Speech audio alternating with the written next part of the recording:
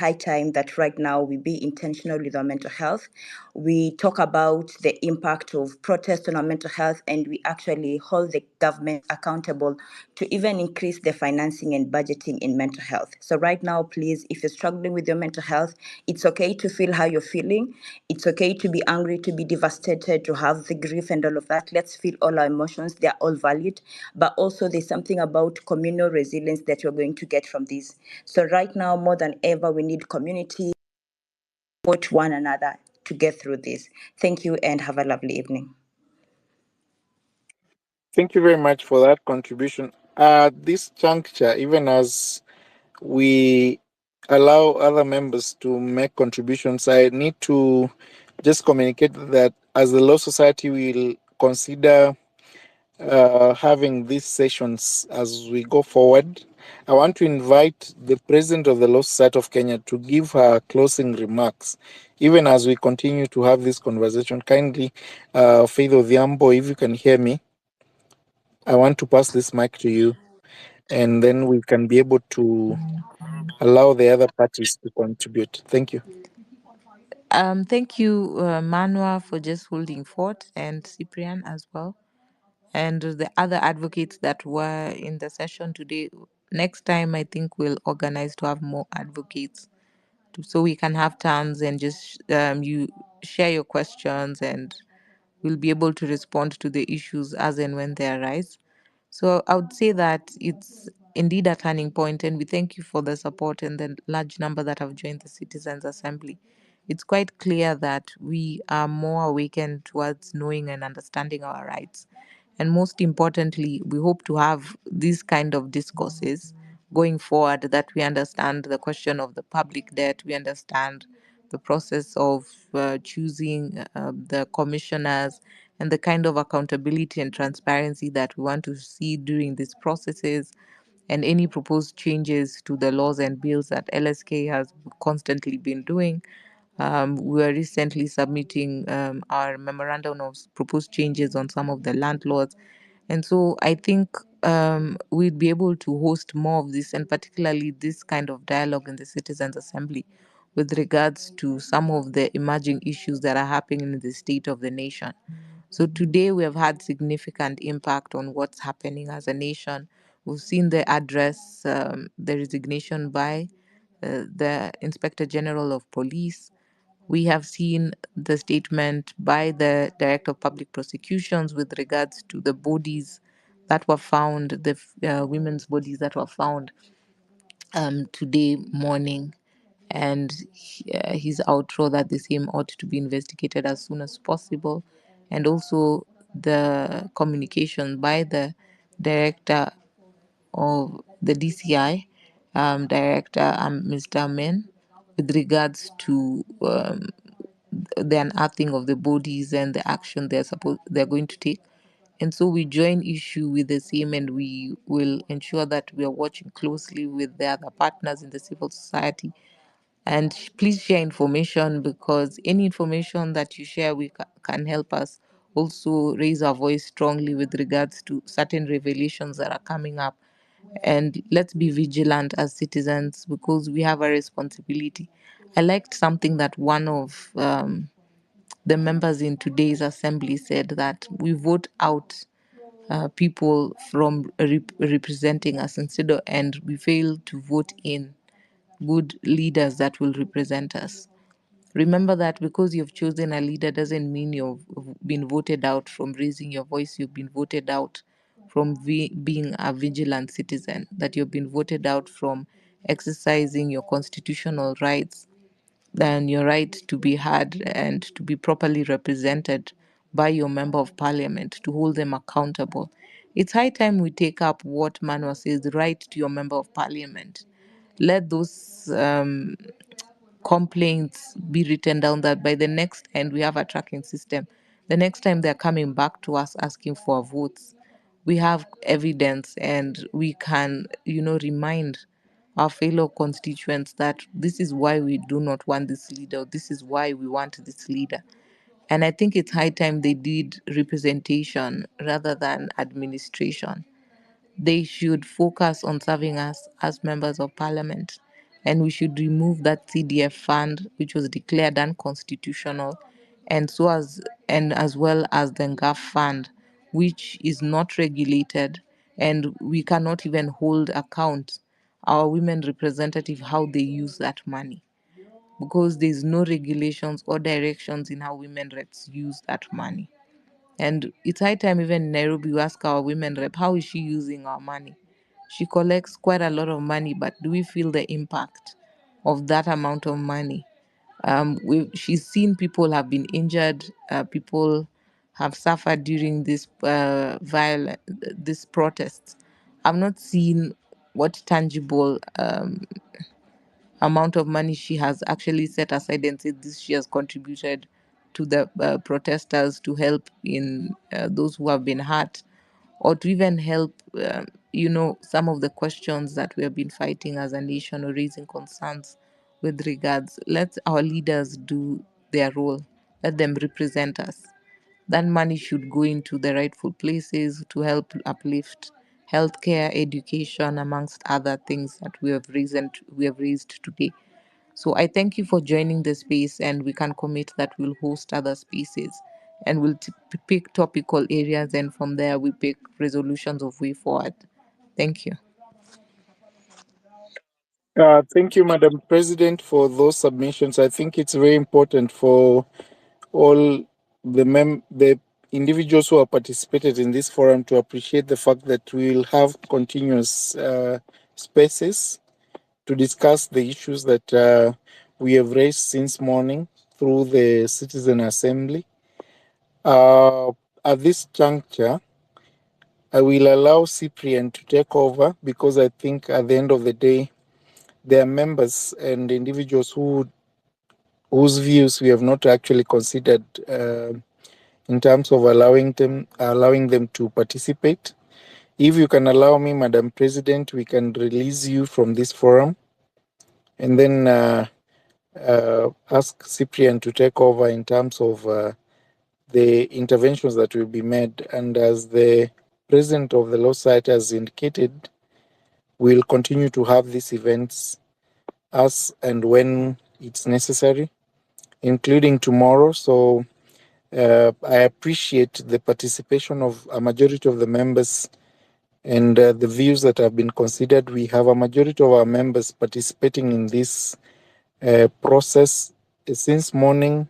And I think, as the President has indicated, we have documented the views presented by yourselves as citizens of this republic. We have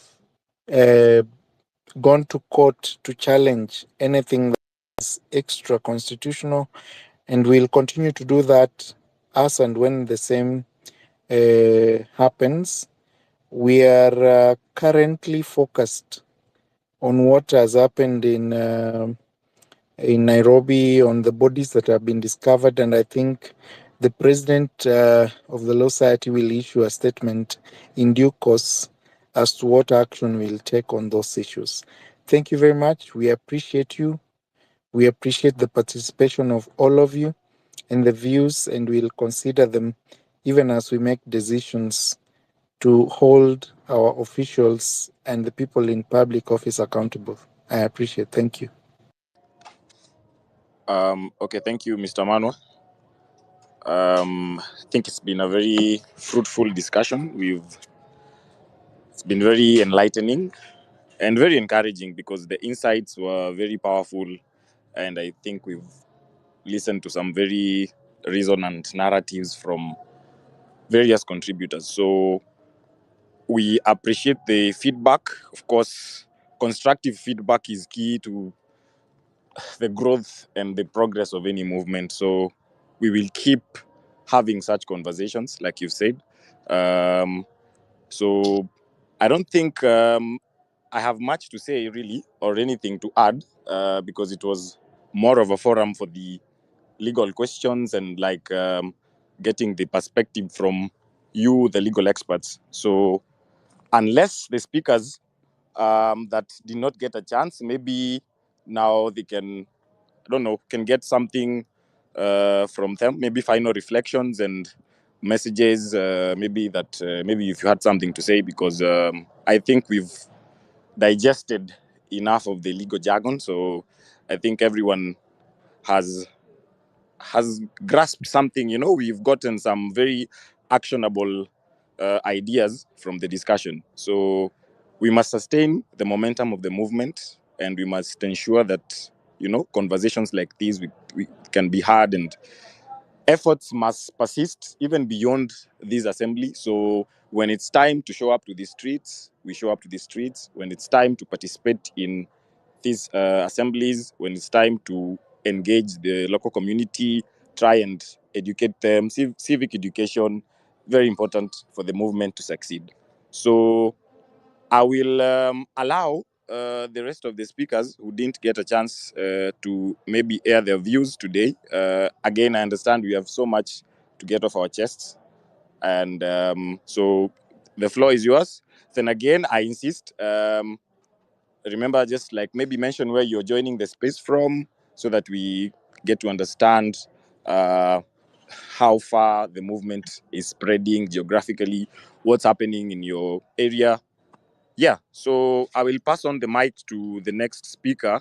So maybe I think we can have a lady. Josephine, you can. I was picked before Thank Madam you, thank you. President spoke. Okay, so Andrew. Okay, I'm I've very really sorry. waited. I'm very sorry. So you will proceed from where you left off. Yes, Then we I've my can name been here is. for long. just have final submissions, maybe final thoughts. Then I'm sure we can wind up. Just yeah. Okay, thanks. My name is Andrew Wood.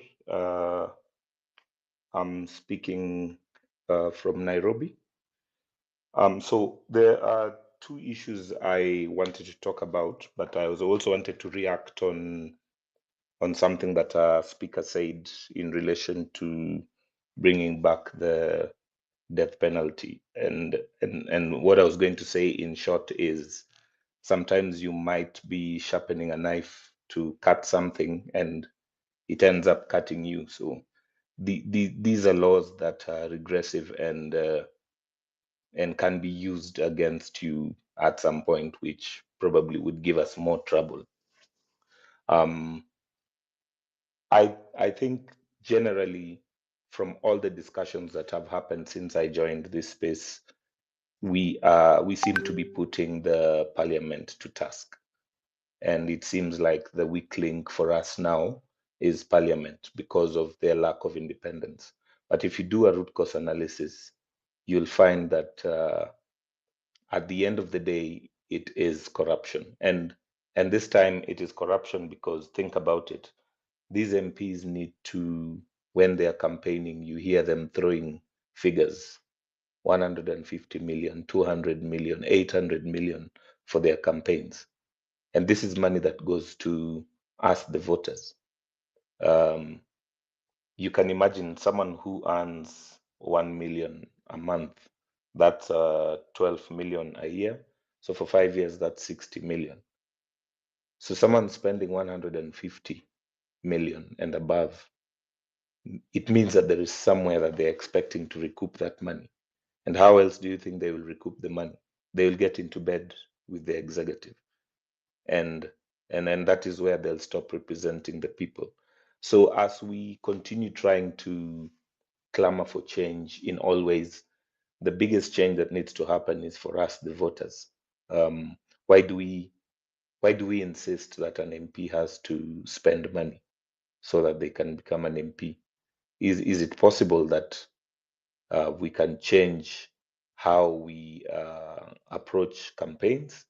Is it possible that something can be introduced to make any candidate declare where their monies for campaign come from, so that they can declare how much they have in stock for campaigns and what can you use campaign money for? It's okay if you're using it for logistics.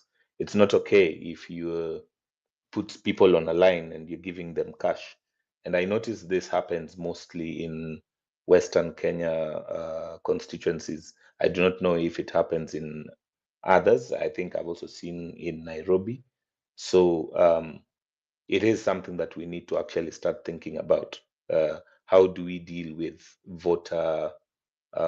Is it something that probably LSK and other similar institutions can do to actually really do civic education for real, not the jokes we usually see IBC doing sometimes, but real civic education, so that when someone is campaigning, they don't need to be people with the most money, and so that by the time that they are actually going to parliament, they don't feel like they don't owe us anything as the people who voted them in.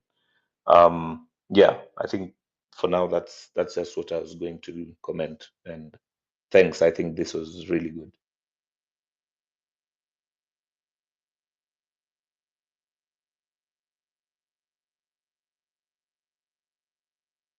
Should I take up? Can you hear me, members?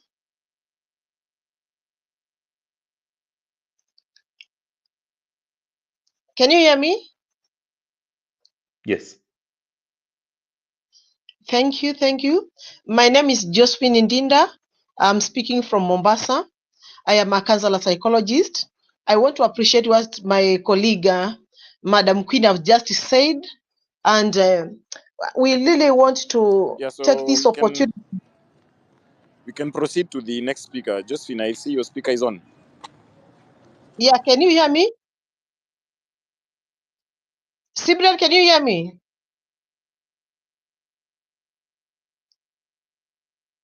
Can you hear me, members? Yes. Okay, thank you. Yeah, I want to take this opportunity to appreciate the LSK for the great job So that they've since we been can't get doing. Josephine on the call, I think someone else can take over. I think we can have Dennis, then Amanda can go next. So Dennis, if you're ready, you can take over.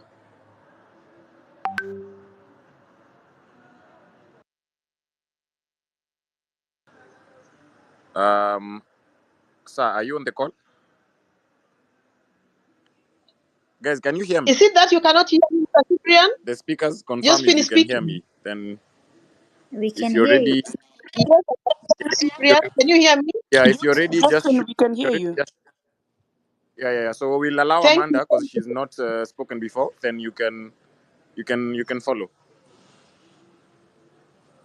Oh, thank you so much. I hope everybody can hear me.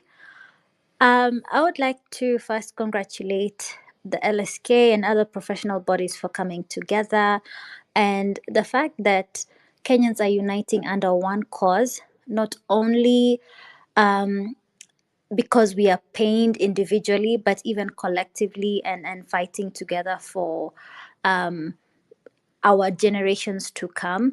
I've also learned a great deal about the Constitution, what it entails, the whole process, and also just calling upon. Oh yes, sorry, I forgot to say where I'm from. Mi natoka Mombasa, eneo la Kisauni, lakini pia mi ni mkazi wa Nairobi, kwa hivyo nakata pande zote mbili, so both Mombasa na pia Nairobi. And also just to emphasize on the need for mental health, a big thank you for the speaker who told us to take breathing exercises. And maybe just a question to pose in case maybe the co-hosts can answer. Is there a way we can get our are they the baby boomers? How can we also help to bring them up to speed? Today I was having a conversation with my auntie, and sadly some of them still have that kind of thinking that brought us here in the first place. And even as we build up to 2027 and engaging ourselves with knowledge, looking at the competencies of these people instead of tribal lines, just an open discussion. How do we get to win them over, and just try and change their kind of thinking? Because as we move forward, we need to also pull all the people along with us. So yeah, those are my submissions, and well done to the team for bringing this space together. Thank you.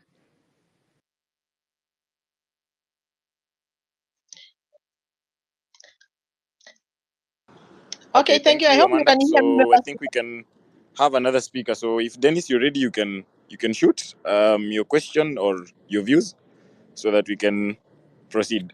If not, I'll have to drop you from the call so that we can someone else can take up that space. Mr. President, can you hear me?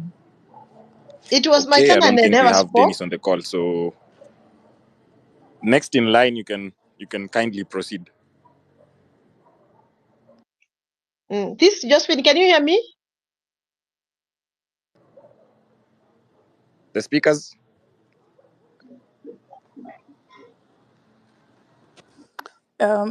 Can I speak? I hope you can hear me. Yes, kindly proceed. All right. I am so sorry to keep harping on this issue. Okay. And I brought it up earlier when I was on when I spoke earlier, but I don't think it was fully understood, and especially the urgency with which it needs to be taken. I've worked with the government. I've worked with some parastatals. I also have insider information from some governmental state organizations on how things happen.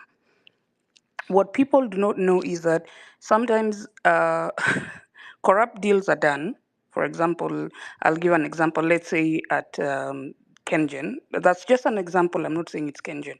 But as a corrupt deal is done, and when it is brought out or about and it is cancelled, people need to understand that because a contract was signed, the people who are awarded that tender will take that organization to court and they will be awarded money.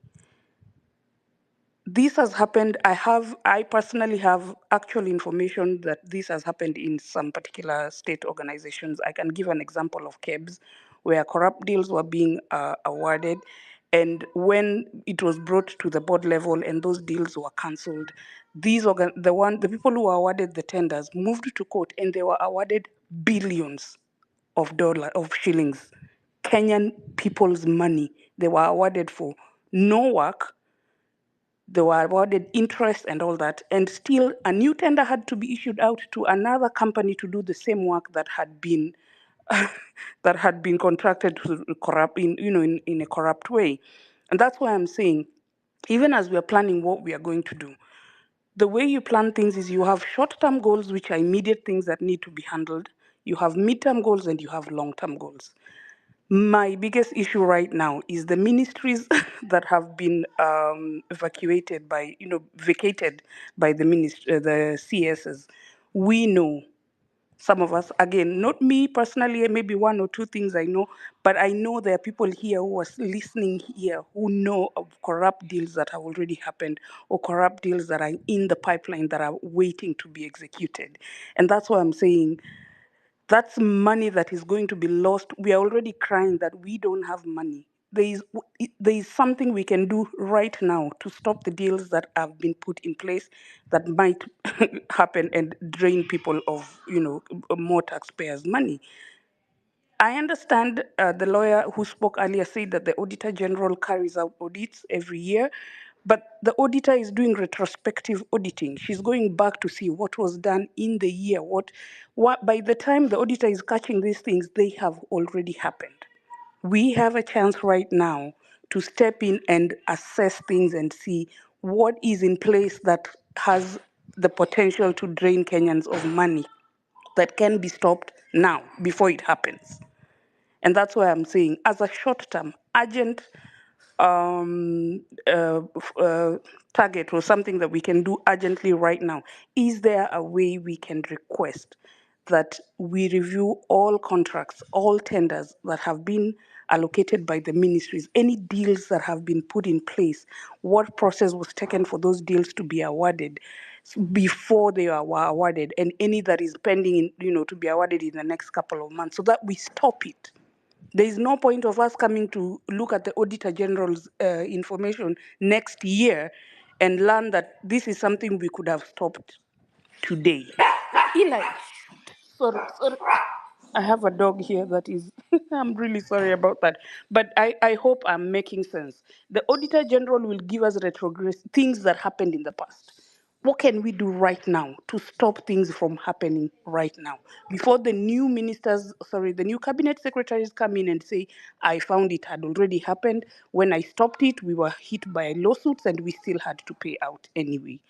I don't know if people are getting how it feels urgent for me because I have seen it happening and we were hand tied and there was nothing we could do, and people had to pay. The organization I was working with at that time had to pay money. So is there a way? Is there a way we can file a petition? Is there a way LSK can push for this in court? What can we do right now before the new CSs come in to take over the ministries? Thank you. Okay, thank you. So I don't know if we have any council still on the call, but those are some very good issues you've raised over there. It is true, judicial complacency is a very big fact. It's undermining the credibility of the entire legal system. I mean, we are seeing cases getting dragged in court. So it's a sentiment that most people will agree with. So unfortunately, I don't think we have any counsel on call would have provided a much better answer to your questions. But I will allow Ibrahim to say something.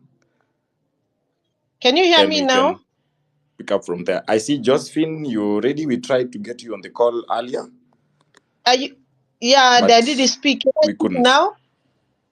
Are you ready Can I? to proceed, Josephine? Yes, I'm ready. Can you hear me? Yeah. You can hear me? Yes, Josephine, we can hear you. Thank you so much. Yeah, I was saying that I want to take this opportunity to appreciate the LSK for the good job that they've been doing. I also want to appreciate the Faith Adhiambo, the LSK president, for the even shutting down the invite by the president at the appointment. That was a great championing way of showing that we can go far as a country. We as psychologists and counselors, we are also willing to work together hand in hand together with you, the councils and the LSK to offer Okay, you counseling guys can service. hear Josephine because I can't. I can hear her. Maybe she needs to drop out of the space and rejoin. Because me, I can hear her. How about now? Okay, Simply, can you hear me now? can any of the speakers kindly confirm if you can hear Josephine? So we Can you hear me now? Let me drop back and yes, I come see again then. the requests are coming in. I've added more people to the call. So basically, if you're just joining, we've been having an engagement that started all the way in the morning. We were at Fungamano House talking about the ongoing events, talking about whatever's been happening in regards to the protests and everything. So if you're just joining the call, we've been having a conversation with some legal experts. We've had legal insights from different councils. So right now, this is a very open session. So you can just join. If you wanted to share something with us, you can share. I will discourage the legal questions for now because I don't think we have any counsel on the panel. So any critical legal questions, you can just hold them for now, maybe until the next session that we will hold. But if you have something to say, if you want to air something out, this is the space for you. So the mic is open. So I'm trying to get as many people on the speakers list as possible. So send those requests and you can go ahead. So since we can't hear Josephine, she had to drop off the call. So I'm going to give the mic to Jared. Jared, you can proceed kindly. Jared, if you're on the call, kindly proceed. Good evening, guys. I'll just put across two quick things. You can hear me? Yes, I can, but the other speakers kindly confirm.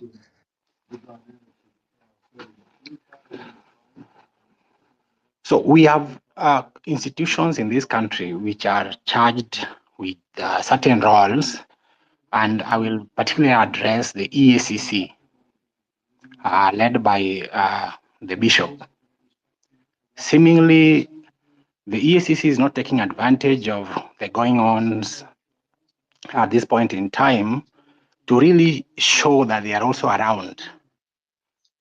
They are so silent. We are not hearing the Bishop, Dr. Oginde, saying anything. Instead of charging the corrupt CSS who have been relieved of their duties, instead of charging the corrupt MPs who are stealing the CDFs every day, instead of charging the corrupt PSS in this government, they are so silent. Nobody has ever heard from the bishop. Yet the country is so bitter with the corrupt people who have been taking the country for granted. I think the next move should be to deal with some of these independent institutions, including IPOA, right? Who are not doing a thing, yet the country is so bitter. And the country has forced the president to really heed to the calls of the Gen Zs. Another independent institution, that is the judiciary, we need to have the judiciary fast track all corruption cases. Some should be brought forward. Some pending judgments should be brought forward and judgments issued. And these corruption cases, we want the corrupt to be behind bars. Judgment issued with no option of fine so that people can pay for the crimes they have committed.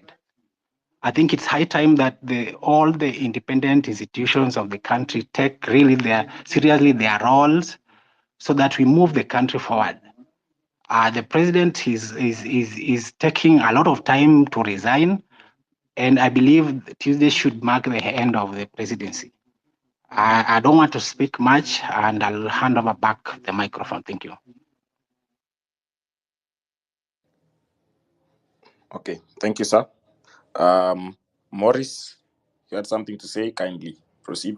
Then we can have Mwalimu Simon after you. He's been on the call, rather, for some time. So I think we will allow him to share his views after more. Hey, good evening to all of you guys.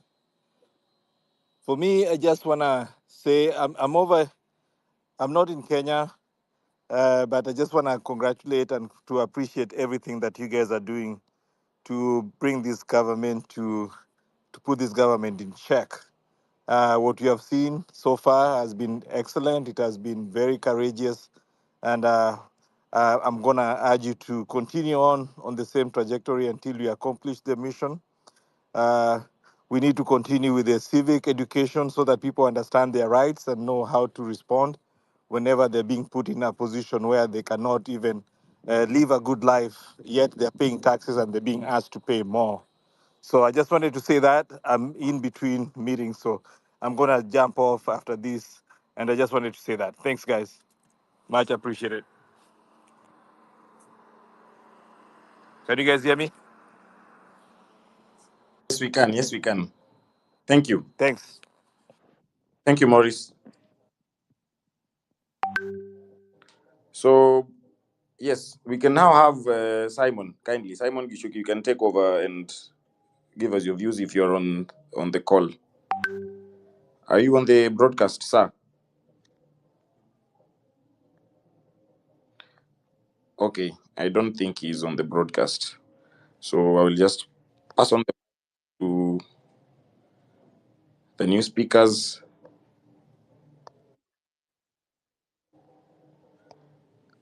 Dr. Adam, you can proceed. Thank you so much. I hope I'm audible. Yes, I can hear you loud and clear. All right. Thank you so much for giving me this opportunity.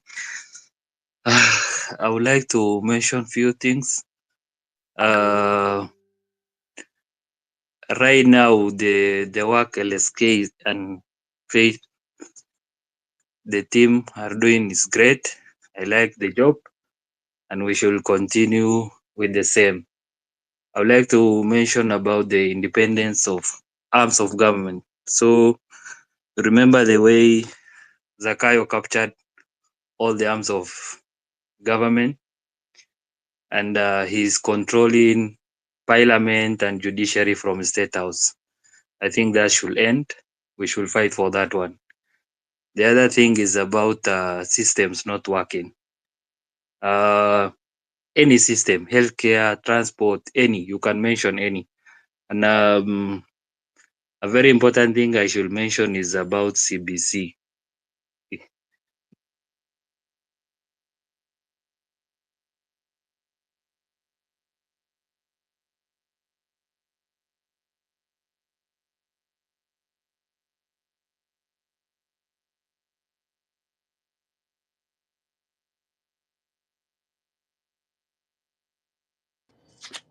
Wait, can you guys hear? Can you guys hear Adam? I can't get him. No. Adam, still on the broadcast? I think we might have lost him. So, Josephine, I see your connection is now okay. If you can proceed kindly, it's an open session. So, but Mr. yeah, Cyprian, thank you so much. okay. Allow me to repeat. Hello, can you hear me? Okay, Eden, you're back on the call, yeah? Okay, Josephine, just let's allow Eden to. Hello. Yeah, Eden, I can hear you now. Bro, you were lost for for a moment, yeah? Hello. I think we've lost him. Allow me, can you proceed? Yes, You can hear. Yes, proceed. we can't get him. Josephine, please take over. I think he dropped from the call. Okay, thank you, thank you. Can you hear me now, members? I think you're good. Proceed. Thank you. Yeah, my name is Josephine Dinda from Mombasa. And as I had said prior, I am a counselor psychologist. And I want to take this opportunity to appreciate the LSK. And most of the president I've seen run up and about, making sure that the citizens of Kenya acquire justice which they require. And that was very good. And I would say, being a leader of the Union of Psychologists, I will also promise that we are willing to work hand in hand with the LSK to ensure that the families which have been aggrieved, they will be supported psychologically and emotionally. We will be committed to that. So the LSK should not shy off from reaching out to us as psychologists and joining hands with us to work hand in hand. As also they strive to make things happen right for us as a country and they empower us. They also need us to come in and do debriefs for them. Also, as our lawyers who have been committed to ensure that the public interests are properly met. And for that reason, we also want to guarantee that will be available. Once you reach out to me, I'll ensure that the counselors are available to offer the services and do what we can do for our country. Let everybody, every professional who knows what they're supposed to do and what they can give back to our country, get committed to that, and we join it up as a collective bargaining for all of us to ensure that the people who have been aggrieved, they also get their rights. I wouldn't be shy up also to say that we would be having some information as well, and also some evidences to give when need be. You should also not shy off from asking us to give you the information, and provided our details are covered, so that we also ensure that the evidence which is required will be available and all the necessary actions needs to take place. The other thing I want to speak about, several speakers have spoken about it, and I want again to bring it up, is that the essential documents which as a citizen of Kenya, you are expected to have them. They have become a nightmare to get them. You pay for them online and you're expecting them to get them the soonest possible, only it will take you 6 months, 1 year, 3 months, 4 months without getting such documents. Yet we know that the jobs in our country are scarce And then any opportunity which comes up, people should compete for that opportunity. But now you do not have a certificate of good conduct. Maybe you do not have an ID. What do we expect out of you? Again, another thing we are seeing, with especially with the IDs, once a Kenyan citizen is given an ID which expires in 10 years or in 5 years, what does that suggest? That suggests this person is limited to voting. So they may not be allowed to vote because their IDs are about to expire. I don't think there's anyone who will expire from being a citizen of Kenya for them to be issued with an expired ID. We also really request the LSK to take up this matter and look forward on how it can be reversed. The issues of good conduct, we need to get the good conduct within 24 hours, because once you submit all your details online, I don't understand why it has to take 3 months, 6 months for you to get an essential document. The same thing applies to passports. You apply your passport and it takes you years and centuries. The issue of corruption, I've seen also the registrar of trade unions actually telling people, you can go to court because I cannot do this or the other. I am busy going out there for trainings and seminars. Is she employed to do that? And she tells you openly that I'm not going to do anything if you don't go to court and the court reprimands me. Only for her to attach in documents in the court saying since the year 2022, she has not done any work, she is overwhelmed, but she's moving from one town to another, going for seminars. Honestly, and telling, and you see, with such a case, obviously the court will, the government will be defeated. That's again our money being used because we have an officer who is in office, not in dispatching our duties, and now is being paid with the taxpayers' money, and she's busy doing nothing, not working, and telling people go to court so that the court can give you the orders, and then I can effect them. The orders issued by the court, they don't come even for free. There are also orders that for cost of the suit, and all that duration that you've taken to drain people's energy. What happens to that?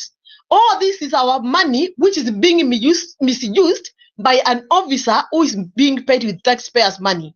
We want to see such people being evicted from our offices, and we need an honorable place whereby any citizen of Kenya, when they walk into an office, a public office, they will be treated with dignity, and within the shortest time possible, they get the documents that they require, and they also get away with everything that they need. At the same point, I would want to encourage so that all the offices of the cabinet secretaries have a toll-free number whereby any citizen who discovers or monitors anything that is suspicious to corruption, they can report in direct to the cabinet secretary.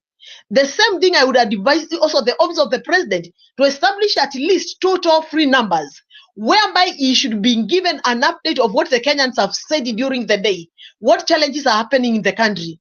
And that with that, we will be having an honorable country where people can be served with integrity and respect. Anybody who is found actually collecting money from a mere citizen, then for them to offer services, then they need to face the law. It's very important. We know that this is the only country we have, and we do not have any other country. So we need to make our Kenya a favorable place for every citizen to live for us and for our generations to come.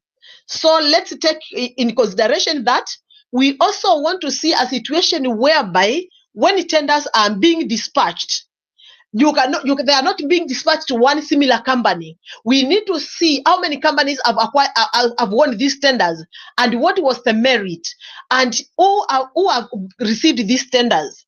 We need also to see to it that if this company have supplied this particular item at this particular area, let another company be given that opportunity to supply, so that also we circulate it in a brotherhood and sisterhood, everybody to have something on their table, but not actually everything being focused and directed to the same people. I remember in the finance bill, there was an act whereby they were requesting the civil servants to be allowed actually to participate in acquiring tenders. That will be the worst thing that will be doing to this country, and that should not be accepted. If you want to do business with the government, leave the government. If you want to remain as an employee, work and let other people also get something, because this country is for us all. And majority of us do not have jobs, and they need these jobs. They need to be given the jobs. So let's champion that, and let's look at it. And this unit that we've shown, it has to progress. And even our forthcoming generations will ever say that this is the best thing we ever did for this country. Thank you so much, and may God bless you. I really appreciate, and we are committed to actually take care of our citizens psychologically and emotionally and physically. We are there for you. Reach out to us and we'll give you the support that you need. Thank you so much, and God bless you. Have a good night. Okay, thank you. Thank you so much, Josephine. I think many Kenyans will agree that expiring IDs should not be a thing, an ID should be a lifetime document. Then there's so many bureaucratic processes in these offices. Not just IDs, basically any Kenyan document. So we agree with your sentiments. We'll now move on to the next speaker, if you will allow me.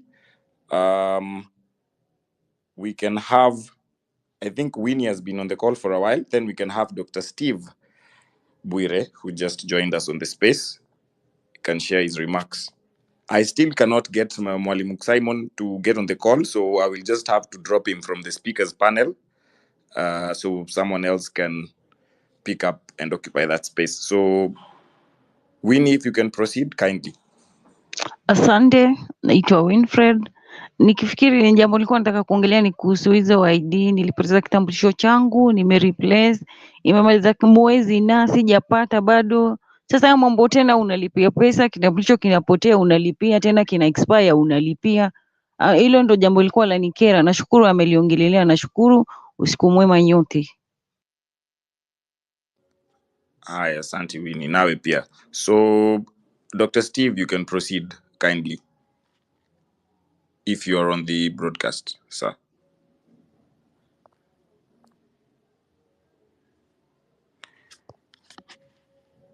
Okay, Dr. Steve is not on the call. So I will allow Franklin. I see Jared is back on the call. So Franklin, I will allow you to go first. Then we can have Jared, then another speaker, maybe someone who's just joined the space right now. So if you're just joining the space, we've been talking about police brutality. We've been talking about events that have been happening. We've picked so many actionable ideas from here. So the movement, we must keep momentum in the movement. So if you're just joining, we are trying to wind up. I see we're just midnight, but I'm still receiving requests. So I will try and allow as many of you to speak as possible. Then we can try and wind up the space. Then we will have many more assemblies like these, physical assemblies. We will have assemblies here online. We had the LSK president, Madam Faith, confirming that. So air your views. We will have many more sessions like this. But so if we can have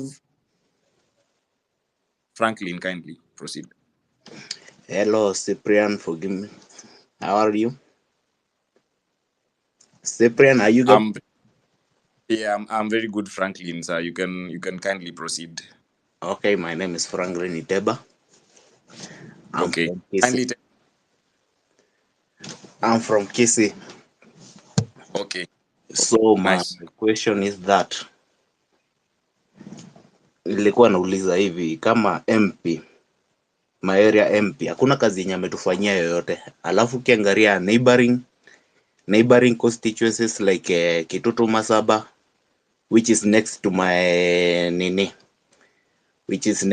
constituency, kuna maendeleo huko, lakini huyu MP wa kwangu hapa kazi yake ni kupatia watu 200 unapata amekusanya watu karibu over 2000, but everybody anapata hiyo pesa ya hiyo 200 yenye anapeana, na hiyo anapeana kila Saturday.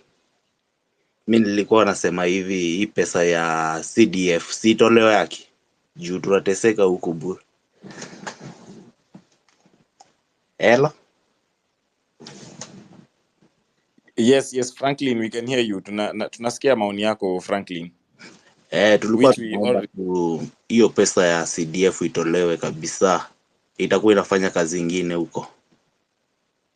Sawa. I think many Kenyans will agree with that, because members of parliament have been using the fund they've misused the fund for the longest time.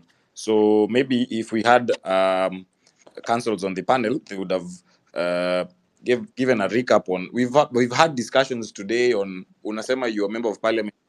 You don't feel like you're satisfied with the level of development and a letter. So we've had discussions on recalling these members of parliament today on this call.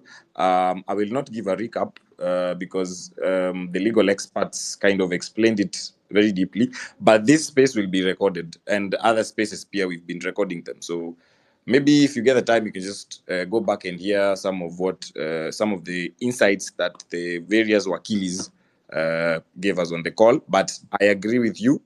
We must start thinking of ways to slash or cut off some of these budgets, giving these members of parliament an opportunity to, do all sorts of misbehaving. So thank you for your contribution. Okay, thank you. Okay, thank you, sir. So we will kind of on to the next speaker. Ken Mwangi, your arm has been up for a while. Kindly proceed if you're ready. Hi, everyone. My name is Ken. I just wanted to point out some connections which people are not maybe talking about as much. There is need for public participation whenever the government does anything in the name of the people. So you see, for example, the deal about carbon credits. These companies that have been getting these deals, I know this is a very sensitive matter, but carbon credits, there is need to find out who owns these companies, why is it from one country, and the same thing goes also to the same conversation you had about JKIA and the planned public-private partnership for high voltage power lines to one Indian company. Where is the public participation in some of these deals? They're worth a lot of millions. They're worth 30 years. You can't get out of this deal as a country. Our country is being sold. Second, apart from that, the other connection between all this, look at the Land Laws Amendment Bill. I know it's been withdrawn, but then look at its connection with the Agriculture Professionals Bill, which requires you to register to practice as an agricultural professional. Some of these connections you can't just ignore. There's a bigger picture. There's a macro level of this connection. So you need to find out why are we trying to make our fathers or mothers back at home who are planting or keeping animals to register and pay annual fees as an agricultural professional, and also to tax their land if they don't pay the annual whatever. So these are some bills which had been proposed. Some of them are being withdrawn, but then why were they in the first place? Why were they there? The other bill that is an amendment that is of concern, and I know this before some court, I think in Machakos, seed and plant varieties bill. This is a bill that would criminalize you using your normal seeds to plant. You need to use quote unquote authorized seeds. This is very concerning. And then apart from that, something which has been talked about is about the ID expiry.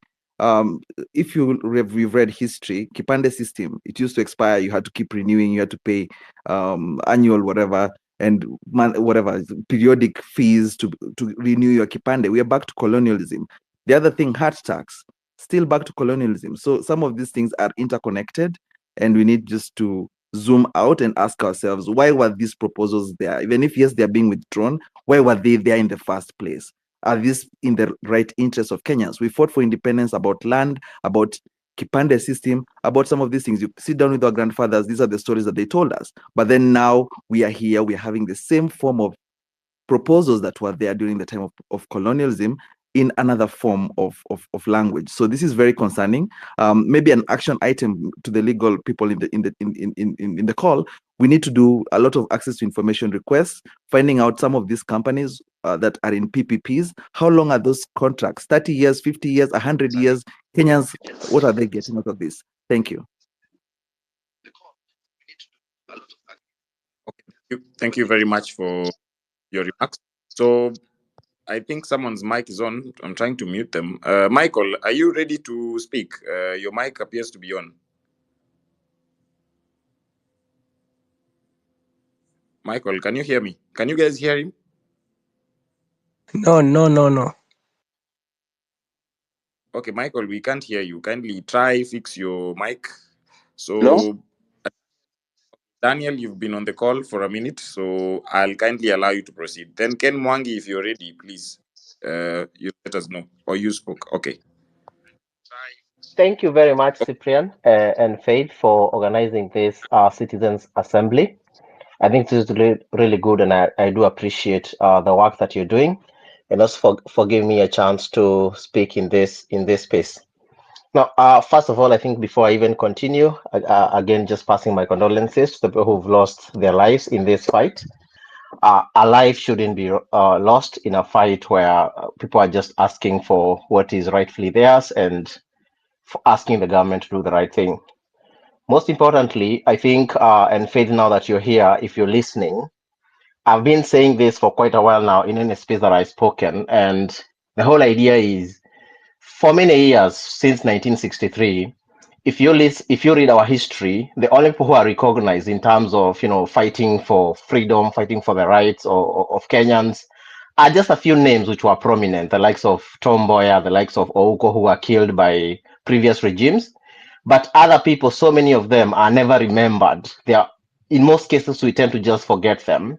And I've just been wondering whether there is a way in which we can document each and every life that has been lost, each and every person who's been involved in this, who's been killed by various regimes, be it Ruto's regime, be it Uhuru's regime, Kibaki's regime, think about post-election violence, so that when many years to come, when our children are reading about Kenyan history, they're going to know that there are so many people who were killed, so many lives which were lost because of fighting for the right thing and because of asking their governments to do the right thing. Now, coming to the issue of the IDs, because I think it's the one that I found being discussed. To be very honest and forthright, we shouldn't be charged to apply for IDs. That's number one. Number two, IDs shouldn't expire.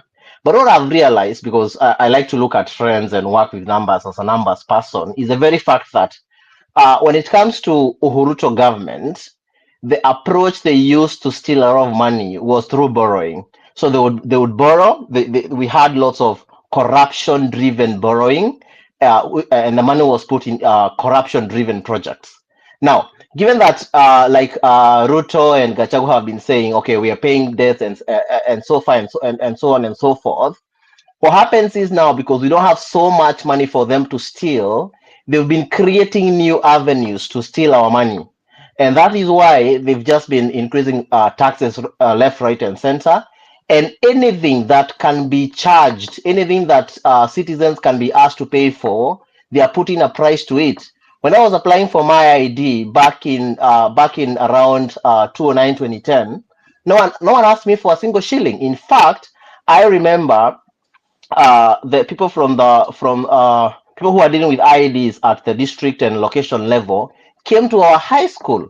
The process was quite seamless. We were able to register, and within 2 or 3 weeks, we got our IEDs. Nowadays, it's taking so long. That's number one. And I think it is linked even to our electoral process, because think about it. If all the young people in the Republic of Kenya get their IDs on time, and they also register as voters on time, we know very well that no government that is anti the youth, anti the young people would survive. So what do? They make sure that the process of getting an ID card is longer, is expensive, and in fact, you have to renew your ID every other time. Number two, they make sure that, again, the whole aspect of registering as voters is also messed up, so that everything happens just towards the election time, and therefore so many people are locked out either because they don't have an ID or they don't have enough time to register as voters. Whereas we know very well that applying for an ID and receiving it should be a very short process, and most importantly, registering as a voter should be a continuous exercise in the Republic of Kenya. Why is it that it's so simple for us to sort of pay taxes, file our returns quite seamlessly? Anywhere the government wants to collect money, anywhere the government requires us to do the right thing, those processes work in Kenya. Think about KRA as an example. KRA works really well, like like a privately run organization. Everything seems to work very well. That is because they collect taxes from us. After they collect the taxes, from there on, nothing happens. The other thing that has always pissed me off around the whole idea of good conduct, IDs, etc., EACC, clearance, tax certificate clearance, HELB, etc., is the very fact that sometimes you're even applying for a government job. So I've applied for, let's say, a job in the Ministry of, I don't know, Health. But they are telling me you need to get us an EACC clearance. You need to get us a HELP clearance, a good conduct. And I keep asking myself, why is the government sending me to the government to collect information and take it back to the same government? Why is it that I'm asked about my NHIF number, whereas NHIF is pretty much part of the government? Why do they want my EACC clearance so they can write directly to EACC and get that information? Why is it that they need me to get clearance from HELP, whereas HELP is pretty much part of the very same government, and they can just write to HELP and get that clearance? It doesn't make sense to me. And when you're doing all that, you're being charged. You go to EACC, you have to pay some amount to get the clearance, I guess. HELP, you have to do the same. Good conduct, you have to do the same. At least I think I'm 100% sure the tax clearance is free. But the whole idea is all these entities, including NHIF, NSSF, are linked to the government. Why is the government sending me to itself to get this information to take it back to the government? It doesn't make sense. The government should be able to communicate within themselves, get that information, be able to verify whether it makes sense or not, whether I've been involved in any corruption or I have issues with HALB, without having to ask me to do these things. They just make the processes very inefficient. One, to make Kenyans give up. Number two, to disorient ourselves. Number three, to just make sure that only those who are willing to go all the way to the end are doing these things. But if we were to implement efficiencies on the part where we need service delivery from the government, on the part where we need our IDs, our passport, just like the way there are so many efficiencies when it comes to when I need to pay for my business license, my business permit, my taxes. That side of that side of the system works very well because they are collecting money from me. Even the SGR, as an example, it's very easy for you to book a seat when you're at the comfort of your house to book a train ticket. But wait until you either need to cancel, to reschedule, or you have an issue with your ticket. They'll tell you you have to travel all the way from, I don't know, Kisumu or Muranga or wherever to go to Syokimau to sort out a ticket issue. So it is so easy for them when they are selling you the ticket. You just select, click a few buttons, and you have your ticket. But if you have an issue or you want to reschedule or you want to get your money back, then they'll tell you to travel. And you wonder, okay, fine. The ticket is 1,000 or 1,500. Do you have to travel all the way from Kisumu, all the way from Nanyuki, all the way from Meru to go to Nairobi, to go to Syokimau to get this sorted out? Given that when you're buying the ticket, you didn't have to travel or to spend your time and fare to go and get that ticket. So it is all these inefficiencies, all these costs are by design, where we need services to work, where we need the government to do the right thing, where we want service delivery, we want our IDs, our passports, and any other document. That process is messed up deliberately to disorient the citizens, to make sure that at the end of the day, only few of us perhaps go through the whole process and are able to hold this government to account. So that part of governance needs to be sorted out. It needs to be efficient, effective, very well streamlined, the very same way the side of paying business permits, collecting our taxes, filing returns, getting tax compliance is so seamless. Before we do that, I think we can agree it is a deliberate effort by the government to make sure that we don't get the right services on a timely basis, and this must change. This must stop. The next CS for internal security, who obviously will be in charge of passports, IDs, etc., need to be made aware that we shouldn't be paying for IDs. IDs shouldn't expire. Passports, people should get passports on time. Registration of voters should be very continuous, and I think that way we're not going to lose any opportunities to put the government in check, to vote out illegitimate governments, to vote out governments that don't listen to the people, and that way I think we're going to be in a position where we can say we're on our way to transforming Kenya. My last point is around what we are doing right now today. This is a very Okay. important citizen assembly. This is the last point. Now, my question has been, and this is what we need to do.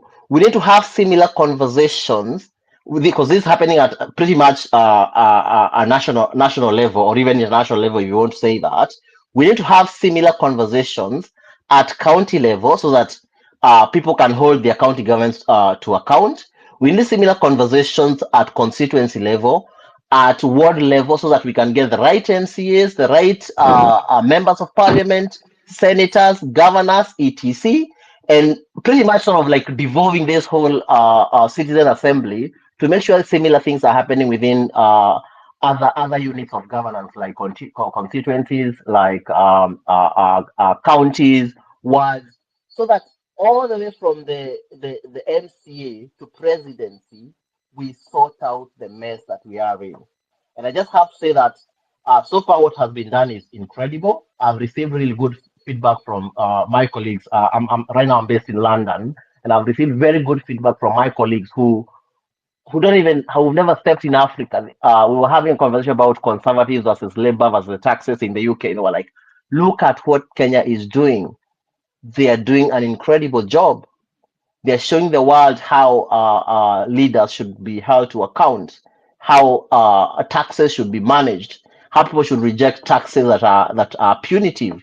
And I guess if we continue doing this, we're going to get more wins, and eventually our goal of making sure that Ruto leaves, whether by resignation or by us voting him out in 2027 happens, and we can forge forward using an approach that all of us want to take.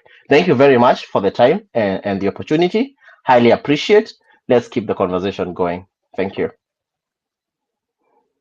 Okay, thank you very much, Daniel. We appreciate your remarks. So you've made some very critical points, which I believe resonated with everyone. I think these corrupt government officials, they love to exploit the system for personal gain. So that is very true.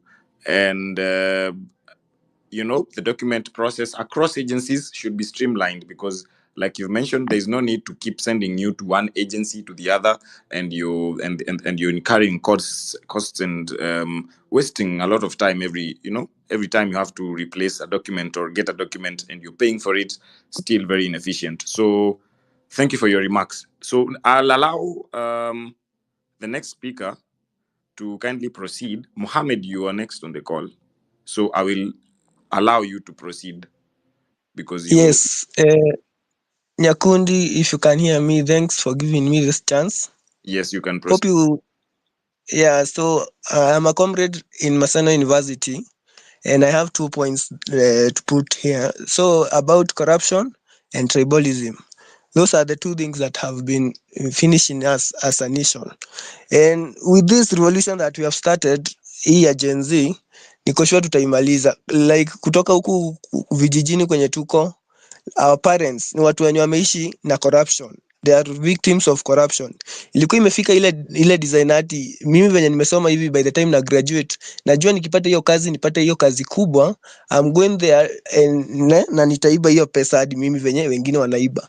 But kwenye imefika saa hii tuta change narrative. tuna change narrative yenye mtu akiingia kwa hiyo kazi anajua hajaenda kuiba, ameenda kufanyia watu kazi. Hiyo ndo kitu yenye imetusumbua sana like na tukimaliza corruption we will be miles away, like tutakuwa tumefika ile kiwango hadi tunaweza fika kama Germany hivi. Ukora ikiisha hadi kutakuwa na development kubwa, si unaona? Alafu sasa hii story nyingine nayo tribalism, kama sasa hivi venye Ruto amefire hao ma CS, nimesikia kama huku personally sasa mimi niko Nyeri, kama huku wanateta sijui venye Alising'ang'a ametolewa huko Murang'a, so wanateta sana wakisema wanauliza kama Ruto arudishe tu mkono huku, like arudishe tu Mkikuyu mwingine, unaona? Like tribalism ndo inatumaliza huko kwa Murkomen the same, wamesema tu hivyo, like they want their son back. Kwanza wao wamesema hivyo ati wanataka kwa hiyo nini warudishe Murkomen, of which Murkomen yeye mtu mwenye amekuwa akituringia na zile vitu kalikali na nini, ati mwenye akona saa kubwa. Hiyo ndo kitu yenye mimi nilikuwa nasema, so I'm very happy na hii revolution yetu, najua tunaenda mbali. Yeah, thanks for your time. I am a comrade by the way, mnaweza ni support na kakitu hapo nisiname sapa. Thanks, namba iko hapo kwa bio. Thanks Nyakundi for your time. Okay, thank you. Thank you for your views. As we move on, it's 20 minutes past midnight, so guys, we're really trying Good morning, guys, because I think it's morning. If you can hear me, you can just maybe wave so that I know you guys can hear me. Yes, Joe, we can hear you. It's 20 minutes past midnight here in Okay, Kenya. thank you. Just to start with, first, I would like to just offer my condolence to the fallen soldiers. As we fight on, let's always remember them in everything that we do. Second of all, every time we host these spaces, we talk about a lot of issues, so many issues, and I sit back and realize that we have so many ideas, we have so many concepts, we have a lot of things that we are sharing on these spaces. But I again sit down and wonder what could be going wrong for us as a people, as a country. Is it the fact that these things we are saying, we're just saying, or what is the issue? Then I answer myself in this way. I take my answer from a ruling that was once given by the former Chief Justice David Maraga. The greatness of a nation lies in its fidelity to the Constitution and the rule of law. That is the basic.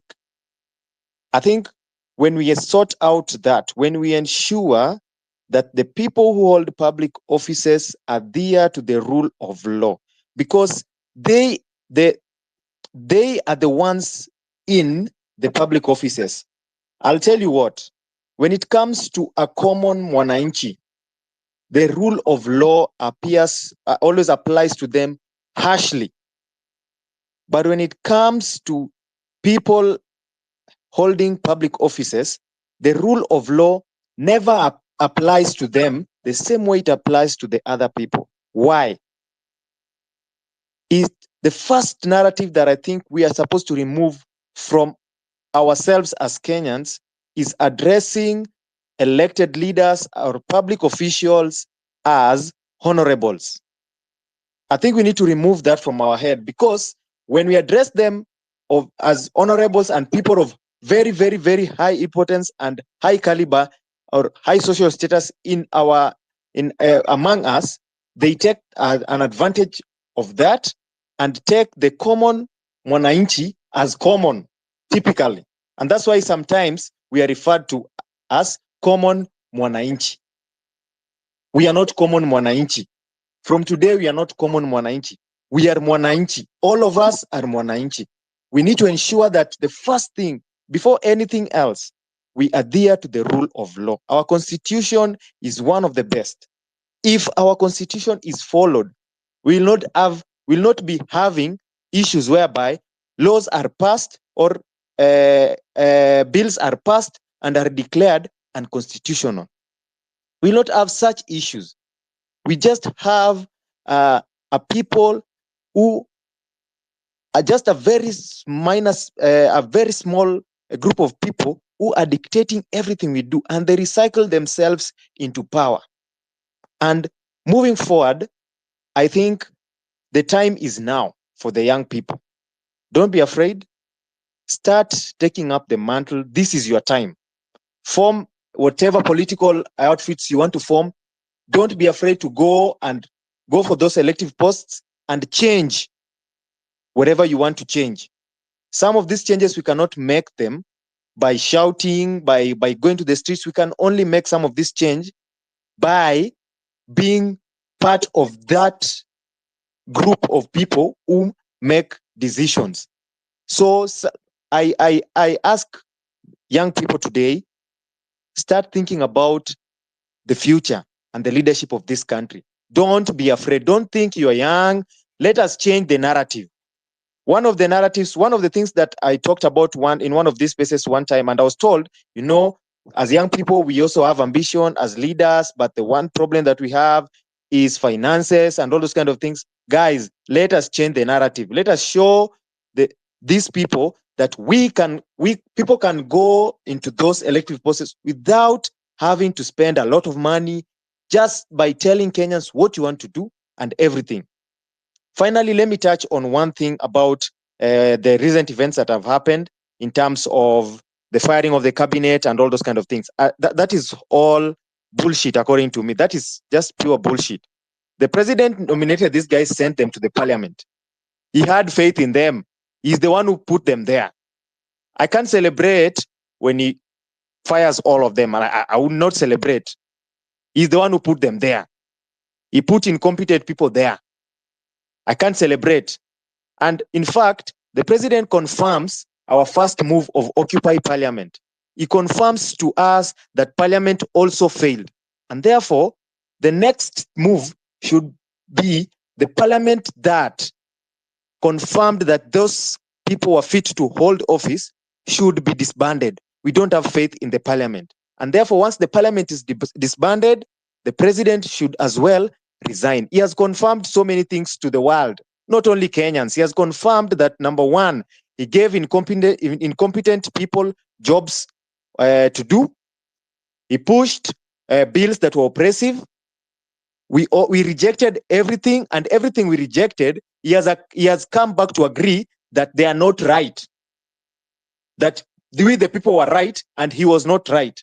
And that sends a huge message, even to him where he is right now. I know he is conflicted. He is conflicted. The only problem he has is, should he leave power or should he not leave? Because most of the problems that we have right now are from Uhuru regime. He was part of Uhuru regime. Now to his regime, the problems are continuing. He's wondering whether to step down, because if he steps down, I'm sure the young people will take up the mantle, will not joke.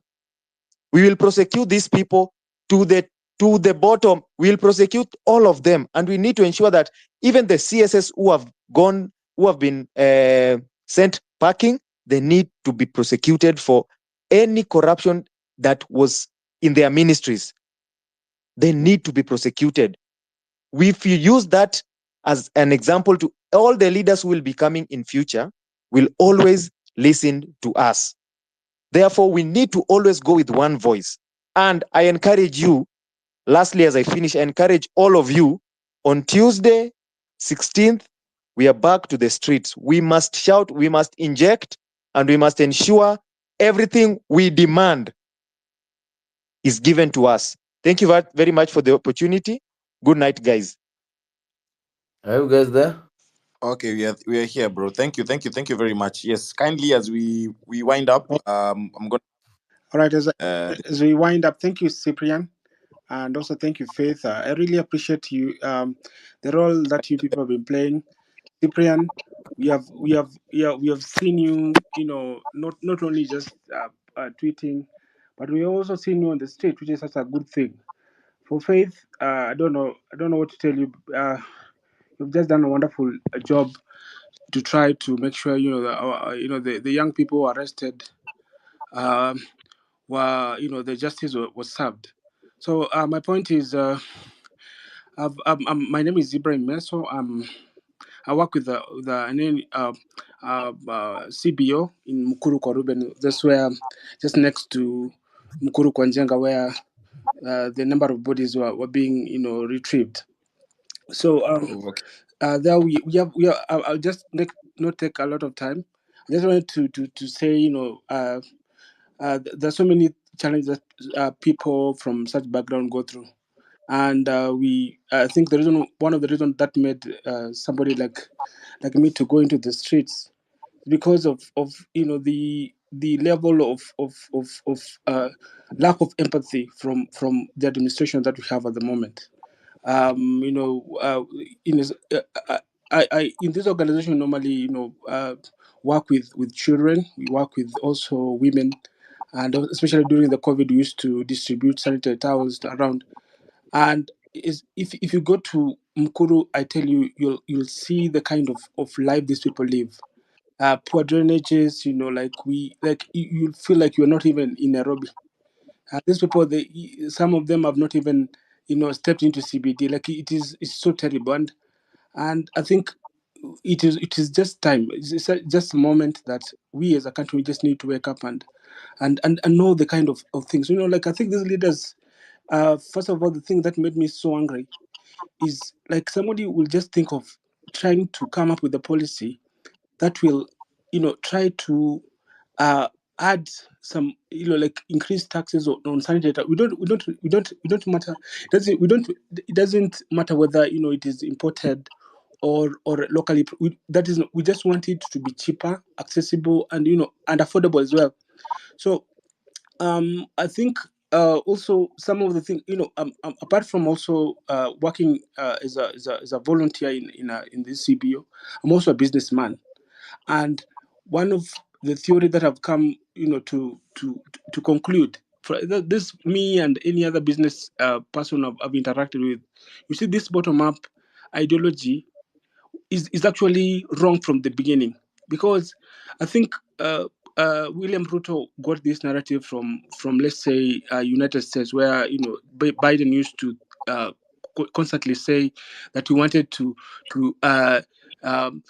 turn the economy from bottom up, but Biden had a different narrative. He wanted to empower the middle class, so that and tax the rich people more. But what Ruto came to do, I think he came to drain the middle class, especially in a country as a middle class country. I don't know much about economics, but as a businessman, I'll tell you that as a small business person, we really depend on the people from the middle class. Because, for example, let's say, I'm selling something like television.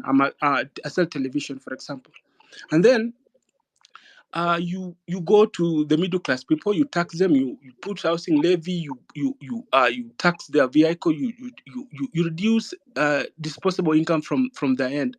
What they're going to do is to reduce the money that they're supposed to spend on maybe buying electronics from my shop. So what will I do? This is the same money I'm expecting for these people to come, and also as I go home, I buy some fruits. I go to Mama Mboga, I buy some vegetables. So if I don't get this money from them, that will mean that if my Mama Mboga won't, I will also tighten the money that I'm supposed to spend on Mama Mboga. So I think this thing, we just need to change the whole thing. I think the idea is not well thought. I think David D is really misleading this administration. And the first person we thought should have resigned is David D. I think is coming, is pushing this government to implement some policies that are really pushing us to get angry. I don't know what is going on. I think dissolving the parliament is just not enough. We have so many frustration. First of all, I think we also need to also focus our energy on the public, administrators. There's so many things in government. First of all, this idea of ID.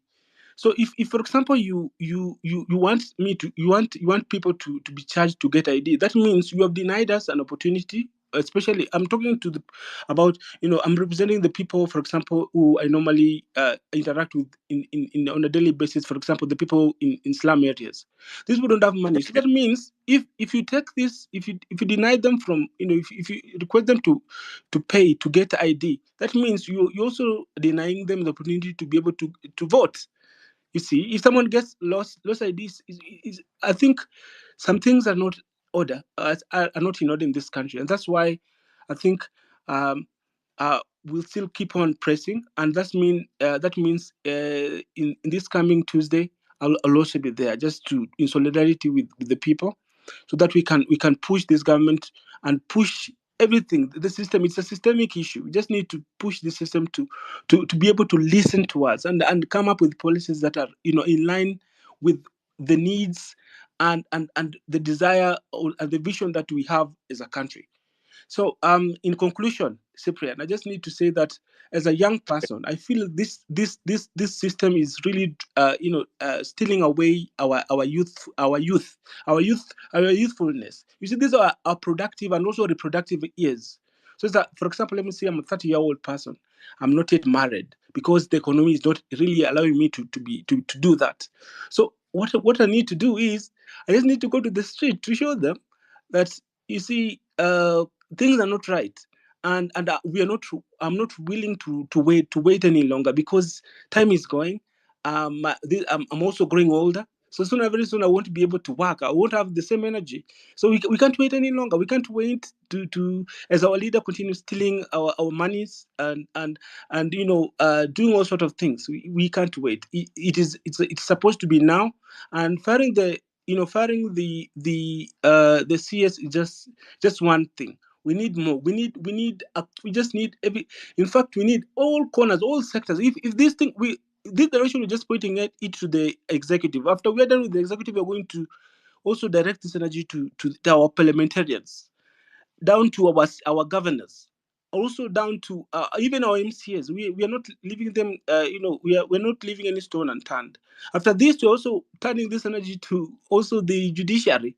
Yeah, we also spend a lot of money. If for example you're caught up in a case, and your cases are being postponed, so it's a lot of frustration. We just need every sector to know, people are angered. People just need change now. We can't. Yeah. So I think to end my point, thank you, Cyprian, for the opportunity, and see you on Tuesday. Okay, thank you so much, Meso. I think we all kind of agree with your sentiments, especially on the fact that all the president's advisors should have been the first to be shown the door, because they've failed to come up with innovative ideas to solve our economic problems. So they should have been the first to go, and the president must bring in new advisors who can come up with innovative solutions. So I will, for the sake of time, pass it on to the next speaker kindly. Eddie has been on the call for some time. So Eddie, I will allow you to very. Thank you. Yes, very quickly. Thank you very much, Cyprian and Faith, for this opportunity. And I'd also wish to thank the Law Society of Kenya and the health care workers who have been supporting our protesters, as well as others like nurses. Also, for those people who have lost their lives, my condolences to their families. And for those who are in hospital, I'm wishing them a quick recovery.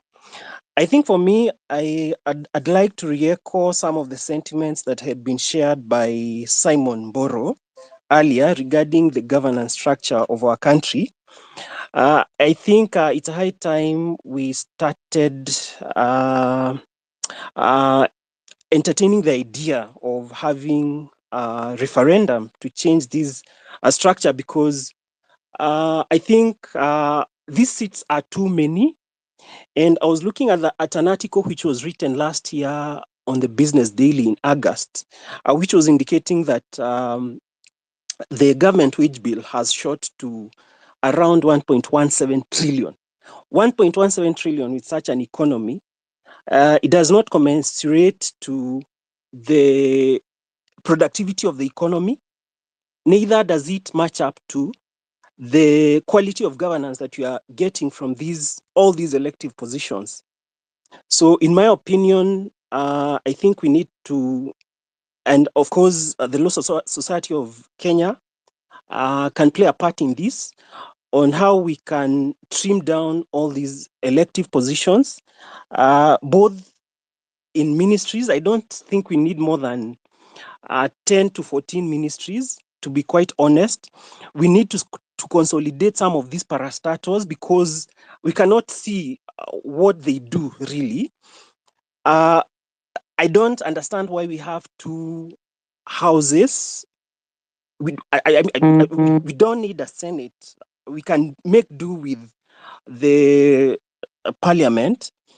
Then we can also scrap women reps, because in this bill, in the 2024-2025 finance bill, if for nothing else, I was expecting the women reps to reject this bill. Maybe if for nothing else, the fact that they were charging VAT on diapers and sanitary towels. I mean, if they could not stand for the women on such a small matter, do we expect them to deliberate more serious matters that affect women? Also, when it comes to the counties, we have to revert back to the 8 provinces that we had initially and just have 8 counties. I mean, so be it. I mean, I was comparing the Kibaki regime and the current regime, and you'd notice that during the Kibaki regime, I think we were doing far much better, because we could be able to foot, at some point we could foot for our budget up to 93%, if my memory serves me right. So I think part of the reason why we've increasingly been borrowing is to be able to cater for the competing needs, to pay the recurrent expenditure on salaries, on teachers, or for teachers, doctors, and of course the public service. So one thing has to give way, and that would obviously be some of these positions, because not only do they get huge salaries, but the amount of allowances these people get on per diems and sitting allowances, it's too much. Yeah, so I think that was my 2 cents. Okay. Thank you very much. We must trim down the government. Yeah, I agree. The government is must be trimmed down. I think we've ended up creating too many positions for too many people. Some of these agencies can be merged into one.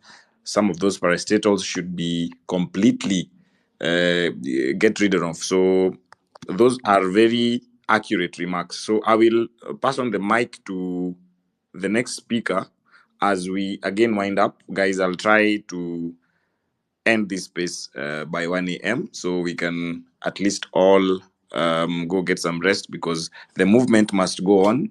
Again, we're just getting started. So my final 3 speakers, I see I have Kevin Koech on the call. I've had a speaker. Then I will have Mr. Carrington Kinyanjui kindly proceed so we can have Koech, who will now give the mic to the final speaker of the night. So Thank you very you can much. proceed. Thank you very much. Can you hear me? Yes. Yes. My name is Carrington Kinyanjui. I'm a student. I would really like to focus on 2 things: manufacturing and the constitution.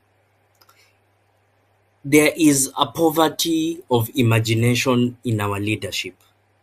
And this poverty of imagination for decades is what is making us poor. We are unable to somehow manufacture and maintain stories. The Italian belt that is being advertised to us so arrogantly is just leather, metal, and a story told by our Italian cousins. Why can't we listen to the stories of the Maasai belts of our Maasai brothers and sisters? So this poverty of imagination is the reason our manufacturing is not as strong as we would expect it to be. Now, how can we focus on how county value addition and manufacturing policies can be instituted to make sure that every county is productive, and not just agriculturally or pastorally productive, but productive also in value addition. And how can we institute a culture change in the country such that we value production rather than consumption, rather than this showy, very cheap consumption that we see everywhere amongst our political class. Now, with regards to the constitution, I agree that we are an overrepresented and underserved population, and this is very interesting. It means most of our political class does not actually work. But I would ask the Citizens Assembly to please reconsider popular referenda modifying the constitution during the term of this president. I do not think, and I disagree, that we ought to carry out urgent reforms on the constitution. Our focus should be the removal of this entire regime, either now in 2027, whichever will happen sooner, and then we can have a discussion about how to reorganize and rationalize our government. Otherwise, I will be joining the protests wherever I am in the world. I will go to the embassy in remembrance of the victims who we have just uncovered today. Thank you very much. Okay, thank you very much. Those who have some very profound views. I'm sure they've resonated with most of us. So, for the sake of time, again, I will not add much to it. I would have wanted to comment, but I will allow our final speaker of the night. I had Koech on the call. I think I've lost him. So we can have Robao. You can proceed so that you wind. Yeah, thank you very much, Cyprian. Faith, much respect to you and to the Citizens Assembly.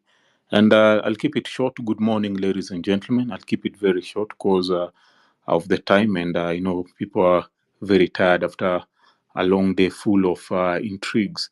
Mine for today, because I know we'll have so many spaces and more to talk about, but for today, I'd like to focus on three things. Number one, my sincere condolences to the persons, the heroes who've lost their lives, in this struggle.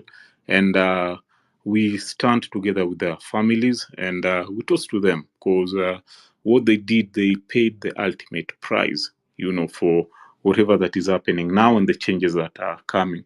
The second group of people I like to send my special wishes to are the people who are in hospital, the ones who have been shot, the ones who have been injured. We should not forget them. And then the third group of people is persons who are behind bars, the people who are arrested. Guys, it's so easy to move on very quickly and forget people, especially the departed. What can we do for them? I remember there's a guy called Daniel who spoke here very eloquently.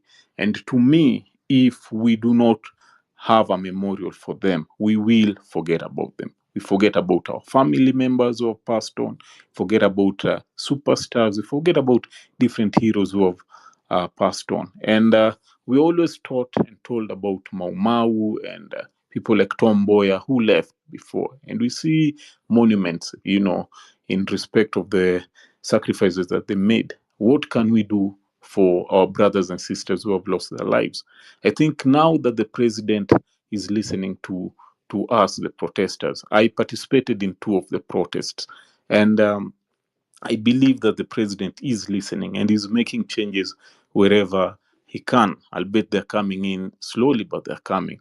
One of the key things we should advise him and we should push him for is how can we have these people who have lost their lives to be awarded, even head of state's commendations. We had somebody, the Githeri man, just standing with a a paper bag, a nylon image githeri being awarded a head of state commendation. Why can't we push and ensure that these people who have departed, the people who are our heroes, get those commendations? It's something that their families can be left with for the ultimate sacrifice that they took with their lives. I think that will be a way that we can honor them. And I think also it's a way that other people can come out and stand strong, knowing that we will always keep them in our memories, and they will get at least national honors for that, because I believe these people died for the country. The second group is the people in hospital. We should purpose to visit them. People are injured there very, very seriously. We should not forget them. The thing about, especially as humans and Africans, because I've worked so much with psychologists, we have a short memory. We will forget them. And what will happen to other people who want to go to the streets? They'll be fearful that if they go, they will also be forgotten. Let's visit them. Let's have that standing medical fund to be there, just in case somebody leaves hospital, they'll need a business set up for them. Let us encourage them. Let's make a difference in the way we treat the heroes who really fought the battle in the streets. Let's not be like our grandfathers, who some people fought in the bushes, but the ones who reaped rewards are the people who are signing documents, in boardrooms and in different workshops. Then the third group is, I know Faith has been doing a lot of work. There's a day we followed him all the way up to past midnight. He managed to secure the release of some of the people who had been arrested. Kama mtu alikuwa ni a genuine protester, can we have them out, even if it's on bail? Can we stand with them? Tusukume tuhakikishe genuine protesters are out. The goons who had been paid for by different politicians to come and disrupt the protest, hao watu wawache huko ndani. They should face the full force of the law. But the genuine protesters, let's stand with them. Let's ensure that they're out, because we'll need more soldiers back on the streets. To me, for now, I think those three, I'll stand with them, because if we forget about them, nobody will remember them, and nobody also will think that if they come and make their sacrifices out there, they'll be forgotten, very, very soon. My name is Robo. I work so much in communities. I work with the youth. I'm one of the founders of Ghetto Radio back in the days. I've been part of these battles. We've worked with Boni also through the MPs, during the MPs protest before. Now, also it's a bit sad when the Gen Zs, sometimes they think that the battle is theirs alone, and that other people, the millennials and Gen Xs, have nothing to do with it. But in every battle, you need all the people that you can find to join you. We are letting them take the lead, but we'll be there with them, we'll press on with them, and we'll ensure that the changes that are coming to this country. Some of us have been there, since post-election violence, setting up tribeless generation and all that. So we push on, we acknowledge them, we acknowledge the sacrifices that have been made, and all for the betterment of our country. Those who are active online, continue being active. Let's agitate and let's push until we find credible and incredible people who will take our country to the next level. Thank you very much, Cyprian. That's all for now. Okay, sir. Thank you very much for your remarks. So I will move on to the final speaker for the evening or for the night. It's been a long day and a long night. So kindly, if you can pick up the mic and give us the closing remarks. So you're going to have to end the broadcast for us. So kindly, if you're ready. The next speaker. Okay, Hi, I don't think she's on call. hi, Okay. Cyprian and Yeah. everyone. I know you're morning, but I have actually an issue that's pending that we need to talk about.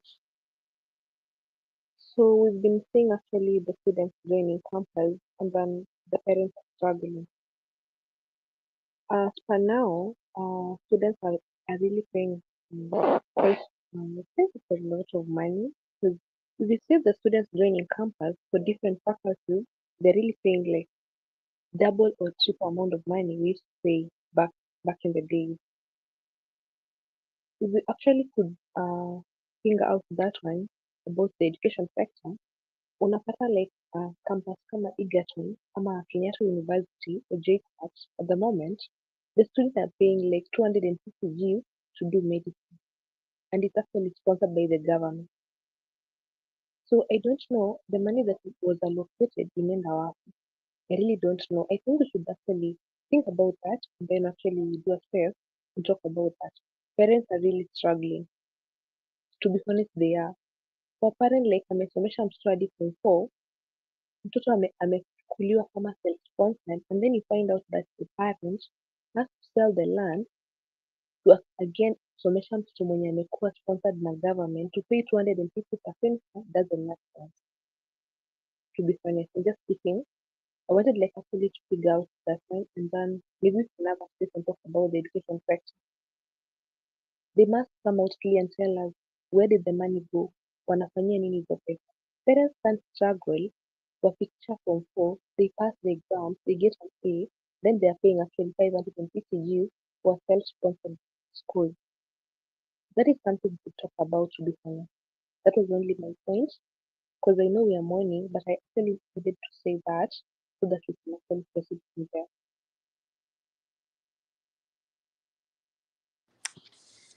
Okay, okay. Thank you for your remarks. So I think I will. I see we have Dr. Milton Nyakundi on the call. I'll just have to allow him if he can help us end this discussion. Just very brief remarks, then we can end the call, the broadcast. Okay, thank you for the opportunity to also contribute.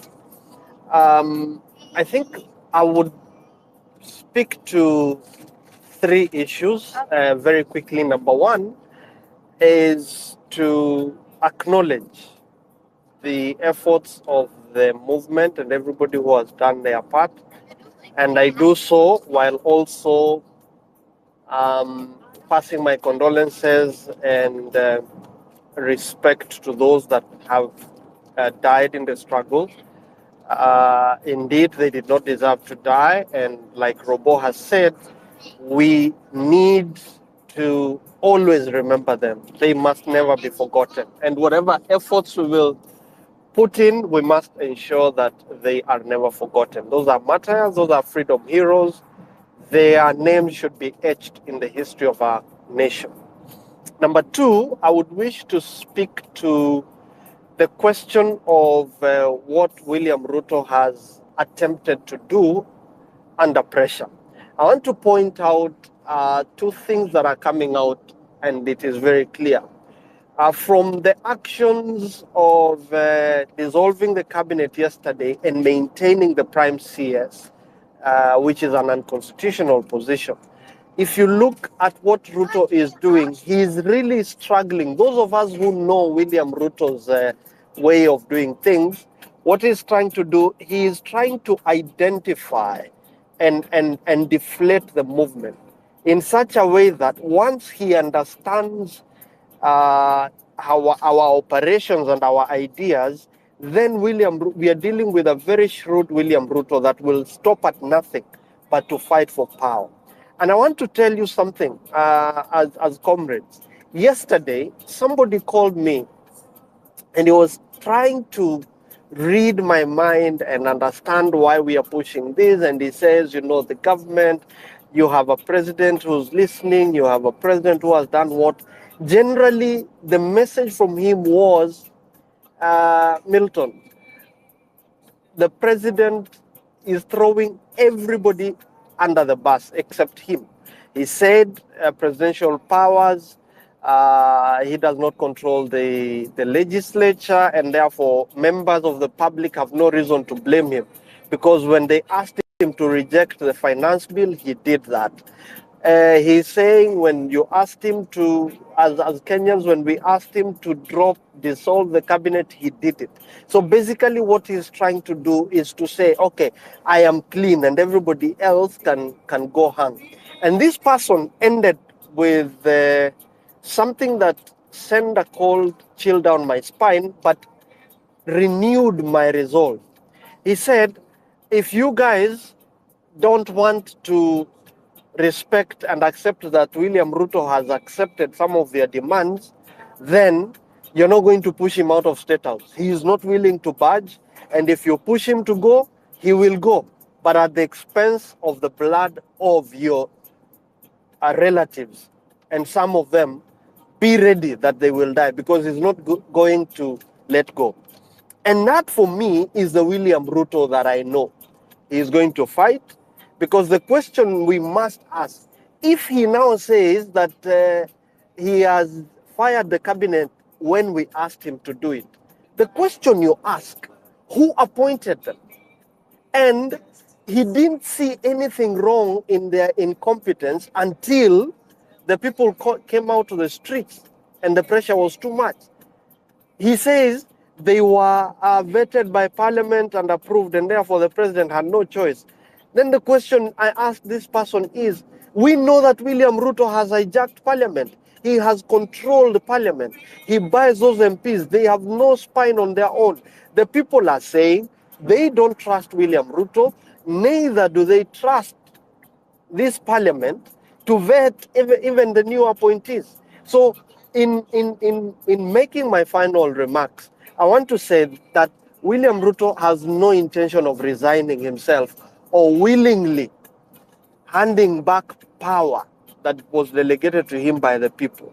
So he must be forced out, and the people must be resolute enough. And I have shared this because I wanted to pass it out that William Ruto says he is willing to kill more people to remain in power. That is why we must be able to be steadfast and say, look, we have no confidence in this parliament going to vet new CSs if he's going to appoint them. So in the absence of that trust of the people in the National Assembly vetting those people, William Ruto's cabinet will have no authority, will have no capacity to exercise executive authority. And what we must demand now is that just like he fired his cabinet, he must now fire himself and his deputy, and let Kenyans decide through a transitional process that is anchored in the law. There is no shortage, and the lawyers in the platform will agree with me, that the Constitution is no short in terms of the legal options to have a new leadership, a new page in how our country is governed. As a people, we must remain steadfast, we must be resolute, and we must be out there demanding for better from those people. They cannot afford to show us the middle finger and continue to govern.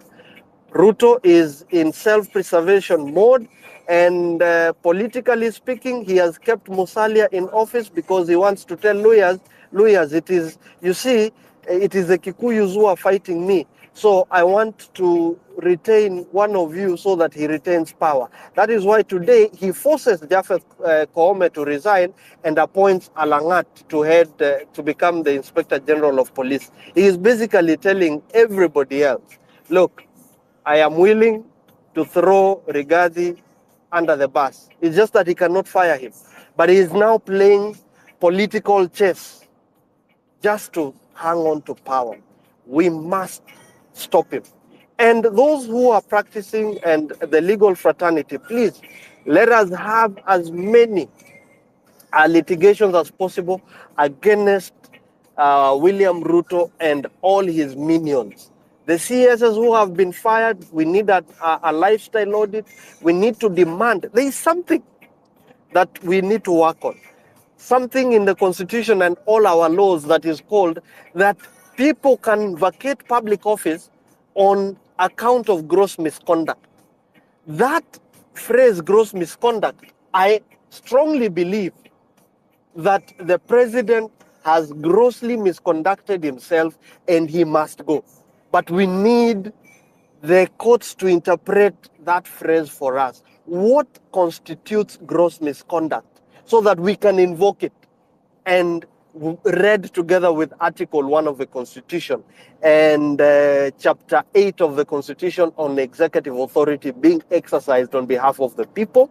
I can be read together with Article 10, Article 75 of the Constitution, and Article 232 of the Constitution on principles of public service, because as it is, we do not need impeachment as the only route for a president to be removed from office. We can have Ruto removed on account of gross misconduct. All we need to do is have that phrase in our laws properly interpreted by the courts, and I believe we can do something.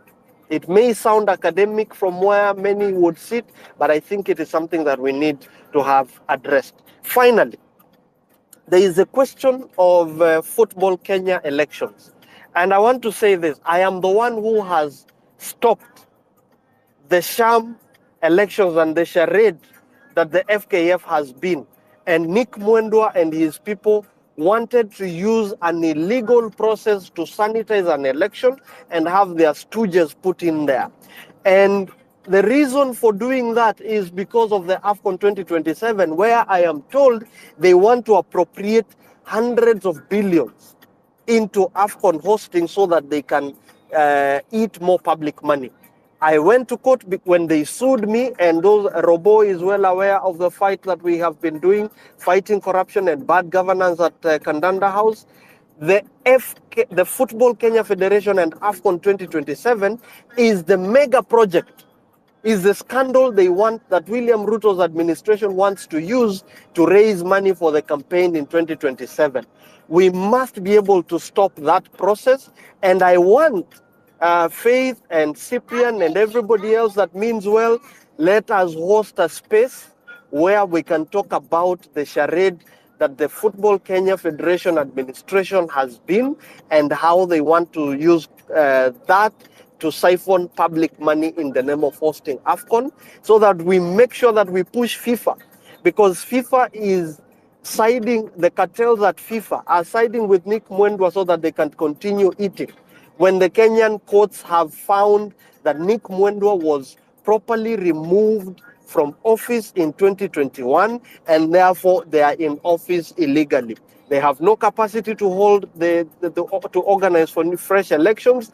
All they need to do is to go. But we must be able to resoundingly tell FIFA off, because right now it is FIFA that is holding Kenya hostage by saying, if you remove Nick Mwendwa and his stooges, they are going to sanction Kenya, and therefore AFCON will be gone. We need to tell FIFA they have to form a normalization committee, and the AGM that they want to push us to remove the court order that we got so that they can have the illegal elections cannot stand. And I'm saying this, let us host a space, bring Nick Mwendwa, and bring whoever it is that we can bring. Let us put them to account. We must occupy Kandanda House, because that is the next big scandal in the name of AFCON. And you will see, if you go through the budget, you'd realize they have appropriated billions. Those billions want to go into people's pockets. We must stop them. And a luta continua, we must say no to William Ruto and all his cartels who want to siphon our billions, possibly trillions, as they prepare to rig another election in 2027. Thank you. I don't want to overstay my welcome. I appreciate the opportunity. I appreciate the mic, but we can continue to engage on the sidelines of this space when it is done. Those who want to get more information about my position and how we can work together to make sure that we sustain the pressure, I am available. Reach out to me and we will be able to see what more we can do together to make sure that we keep all those people that have stolen our money accountable, and we make sure that we reclaim our country. Thank you very much. Have a very good night to everybody. Thank you. Thank you very much, Milton. Thank you very much. So, unfortunately, guys, you'll have to allow me, that will have to be our last speaker of the night. I know many of you still have a lot you'd like to share with us. I believe we are at a stage of the movement where we must share ideas, we must give critical viewpoints of whatever is happening. But again, for the sake of time, you will allow me to end this broadcast at this point. So yes, Milton, I agree with you. The corruption scandals at FKF, we must occupy that place and rescue our national sport, because the corruption at FKF is truly hindering the development of football in Kenya. It's been like that over the years. We've heard about it for so long. So we need to start putting an end to these issues. So, guys, I want to thank. First of all, I want to share my sincere gratitude to the Law Society of Kenya, the Law Society of Kenya President, Madam Faith Odhiambo, for hosting this Citizens Assembly. I think tonight we've had a very productive session. Those of us who joined in the morning, we've been addressing and providing clarities on so many critical issues that have been affecting the movement. And it was very nice to get a legal perspective. I think most of your legal questions have been addressed here tonight. If you have more, again, like the panelists and the hosts have